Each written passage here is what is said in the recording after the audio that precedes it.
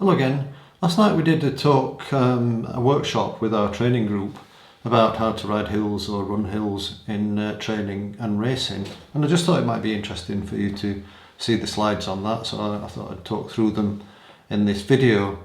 One thing I found quite interesting is I was looking for some tangible numbers to give some advice, some sort of harder numbers for advice, and then what I found is actually the main point of it really is that you need to use the metrics like your heart rate and your power and your pace and your perceived exertion to all work together so that you understand what it feels like to be running at the right pace up hills, and actually working to hard numbers is quite difficult.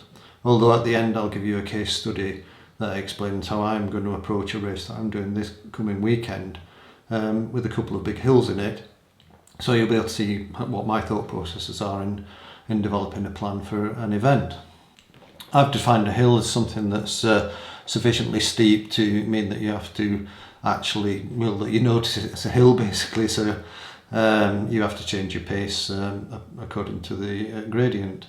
And consciously learning to deal with hills and think about how you deal with hills will make a big difference to how you perform on hills, even if you don't get any fitter. You might also like to look at a couple of other videos I've done a while ago, so the quality might not be quite as good, but the content's still quite interesting. And on our website, enduranceBikeandRun.com, there are some articles on hills, both for runners and for cyclists. Hills use slightly different muscles, particularly for runners, but in cycling there's not a big change in the biomechanics, because you're still sat on the saddle and you're still pedalling with the same crank length and hopefully have similar cadence to what is your optimal. Correct pace is everything. This is a chart of developing training zones for a hill runner. Well, actually Claire, my colleague, partner in arms here in France, this is her training zones based on her critical pace, and most of her tests are uphill because she's a mountain runner, so she likes to know her zones for running up hills. And you can do a similar thing with power, but I thought, given that I usually talk about cycling, it'd be interesting to see that there's an analogue for running which is based on speed and distance, whereas in cycling it's based on power and energy. So if you think about how long can you go in a given training zone, around your FTP you can go for 40 to 70 minutes. In what people call their VO2 max type zone, the maximal aerobic zone, you might manage 5 minutes at that sort of intensity, 5 or 6 minutes. And in your zone 3, your tempo zone, this is assuming you're using a 5-zone model, you might manage a couple of hours at tempo. Looking at it on the bike, this is a bike power foot profile. These are from Golden Cheetah, which is a free tool, open source, and it's really useful analysis tool if you want to get really nerdy and geeky about things. Download it and have a go, and if you get stuck, then there are some help videos that you can use. So basically you can only go as fast as your fitness allows, so you think about that. You can't force yourself to go faster. If you think, all right, I've got to really attack this hill and work really hard on it, well, if you're not fit enough, you won't be able to go at that pace. It's not necessarily just a mental challenge, you've got to be a certain level of fitness. And if you're riding with a group and the group's fitter than you can do certain things to to help yourself stay in the group and not get dropped. Like if you're at the front of the group at the bottom of the hill, then you can drift back through the group so that you're not as far behind, or you can maybe stay at the back of the group when you get to the top. And things like that. The way to approach hills is to think of it holistically, like we do all our training. Think about what your overall event goals are. What are you training specifically for? So this will then inform how you train for your event. Once you've got an idea of what your average speed, your average heart rate, or your average power for your event is going to be, then you can think about whether you're going to ride hills harder. Well, if you're a cyclist, it's much more efficient to ride hills at a little bit harder and recover on the downhills because of the way that the aerodynamics and gravity interplay with each other.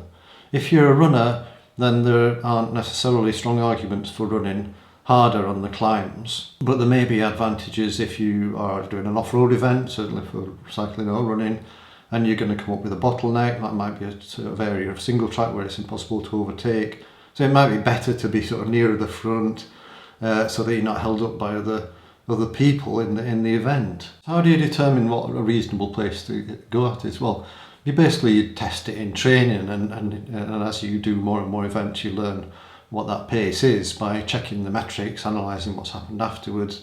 If you've blown up and gone too fast, you've gone too fast. obviously.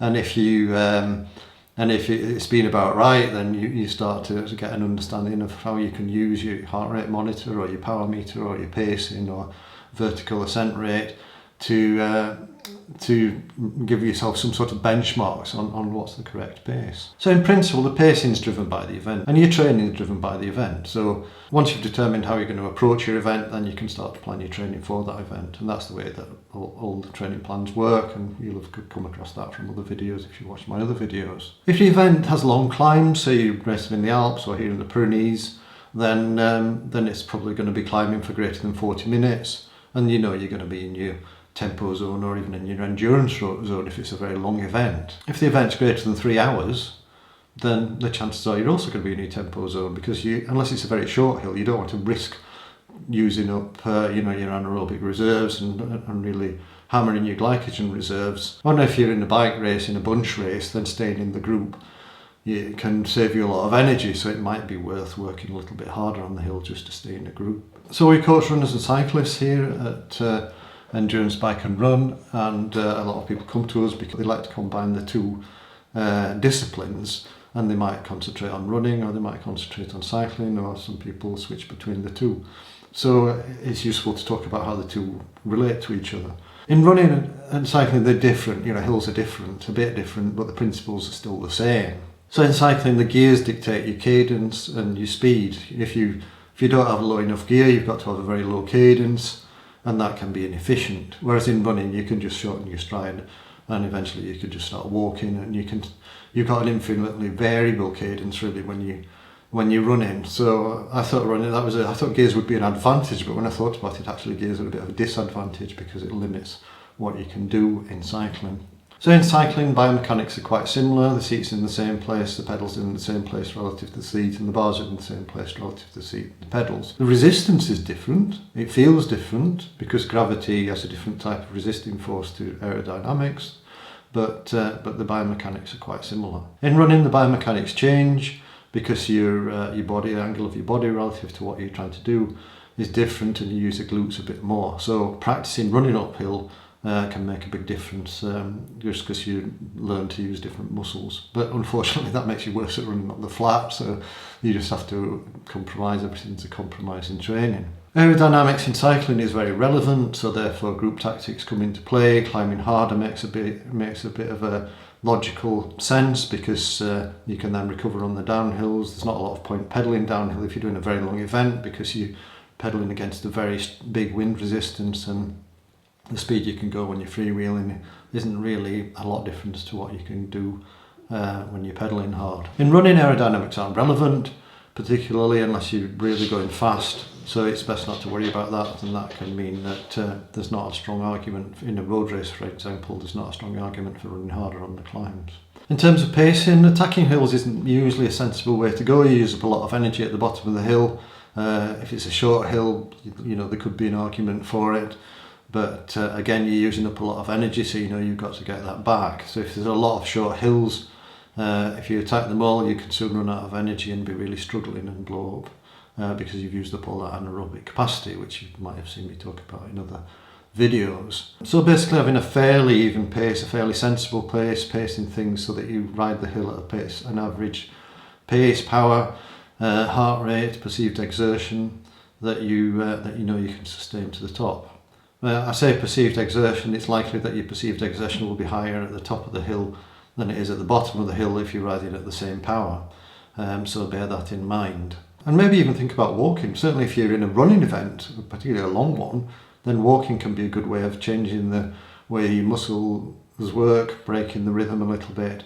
And even in cycling, in a bikepacking event, so I've coached some very good athletes that have used a lot of walking because it changes the way your muscles are working. It gives you a little bit of a break. It's a nice change, and that can work quite nicely. It's not really any slower than cycling in a very low gear up a steep hill, so that can be a good strategy to use. In terms of metrics, it's difficult to use these sort of hard metrics for hill climbs. Heart rate is a reasonable one, but if you're tired, heart rate doesn't work very well. If you're dehydrated, it doesn't work so well.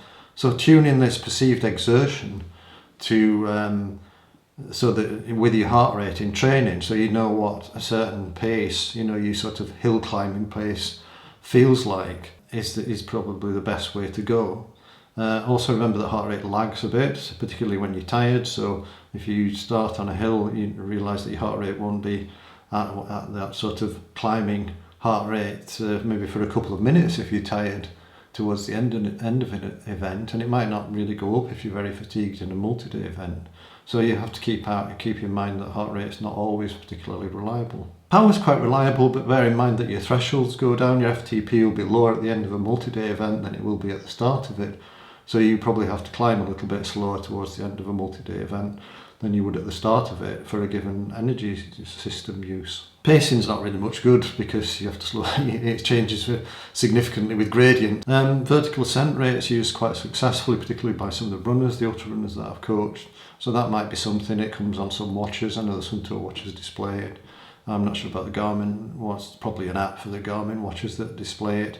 So it's probably worth experimenting with that, particularly if you're a mountain runner, a trail runner, and you're doing longer events, because it can, as you switch between running and walking, it still works fairly well. So that's actually a reasonably good metric to use. So I talked about a case study, which hopefully will bring things together a little bit for you and explain how I approach events. So I'm doing this race at the weekend.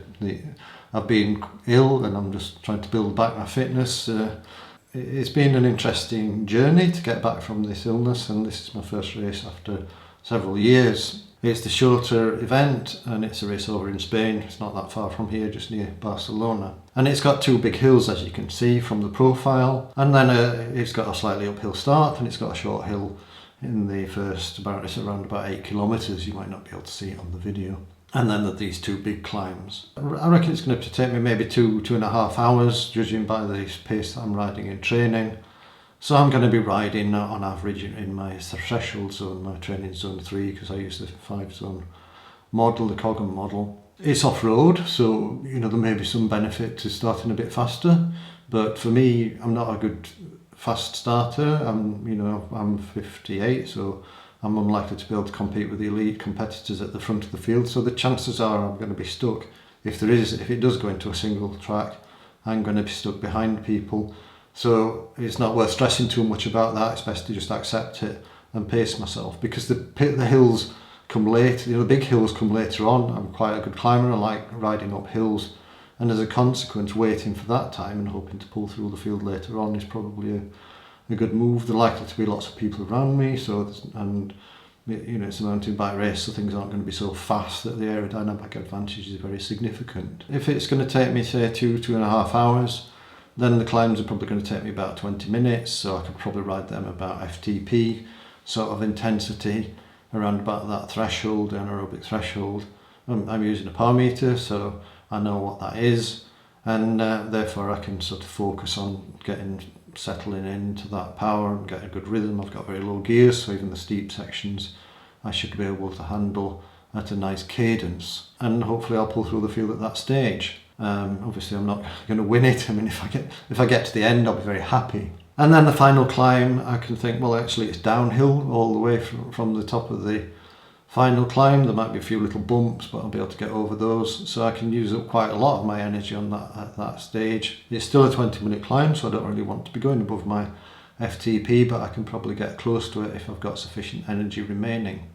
So that's how I would approach the hills in that event. Some other factors that might determine the performance, well, fueling, hydration. It's in Spain, so it's quite hot. I'm British, and I sweat quite a lot, so I'm going to have to drink quite a lot. And I'm going to aim to eat about 60 grams of carbohydrate per hour, which can be gained from a single source, glucose, although I have got multiple sources. I'm going to use Torque Energy products because I like those and I like their system. The fact that you can, if you feel like a gel, you get 30 grams. If you feel like a bar, you get 30 grams of carbohydrate.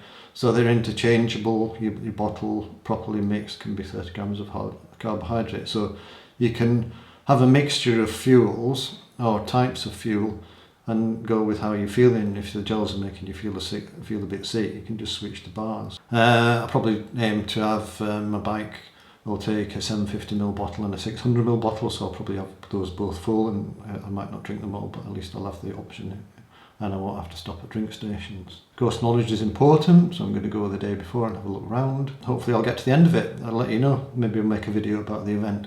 So in summary, consciously thinking about how you deal with hills can make a huge difference to how you perform on hills, and even if you don't change your fitness.